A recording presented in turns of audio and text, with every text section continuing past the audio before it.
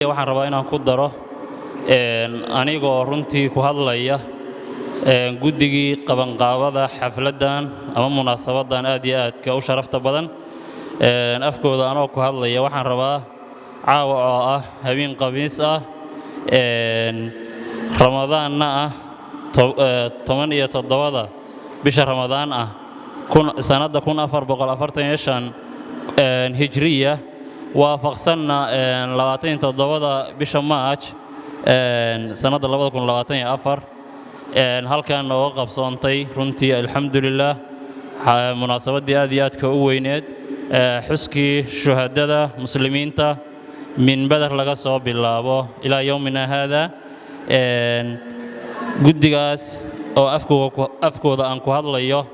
waxaan rabnaa inaan u mahad celinno cid walba oo intaan shaqadan ku jirnay nagala qayb qaadatay casuumaadii iyo waqtigoodii laga codsaday soo ajiibay hadday yihiin mas'uuliyiin ay ugu horeeyaan xildhibaanada dowlad goboleedka Galmudug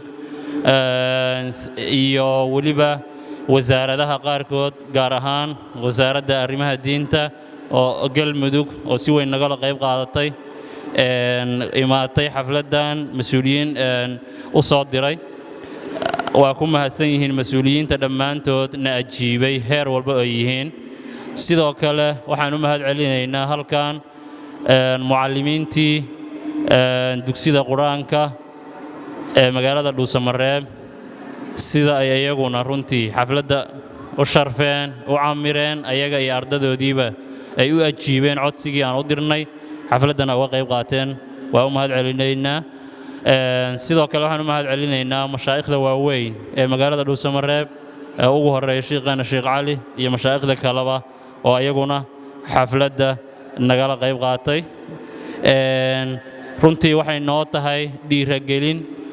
waxaan ku dhiiranaynaa xaflad kasta oo diiniya insha Allah sidaan iyo si qurux badan inaan u qabanno haddii Alla yiraahdo adduunka waxaa jira munaasabado ama xaflado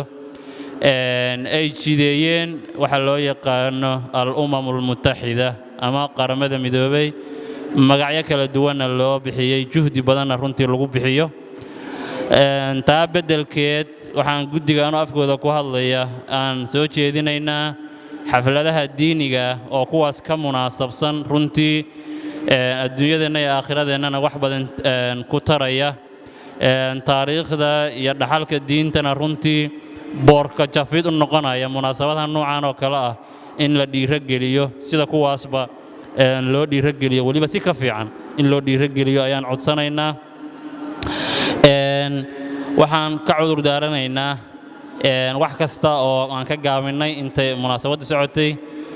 waa iska dareemaynaa xilli ramadaan lagu jiraa inaad noo dul qaadatiin noona cudur daartiin ayaan rajaynaynaa xafladeennina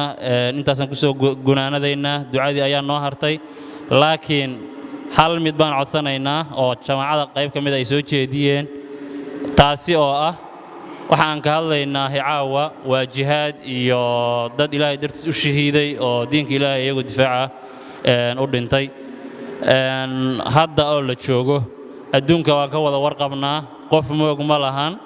waa dadku waa wada xog ogaal waxaa jira ama socda gumaad lagu haayo qaar ka mid ah ummadda muslimiinta ah gaar ahaan ummadda reer Falastiin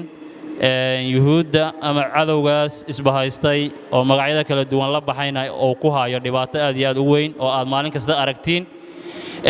oo wixii la dhihi jiray hay'adihii xuquuqul insaanka iyo dawladihii iyo ururadii ku faani jiray inay basharka ama bini'aadanka ay dhowraan xuquuqul insaanka dhowraan waxaas oo dhan inta laga tilaabay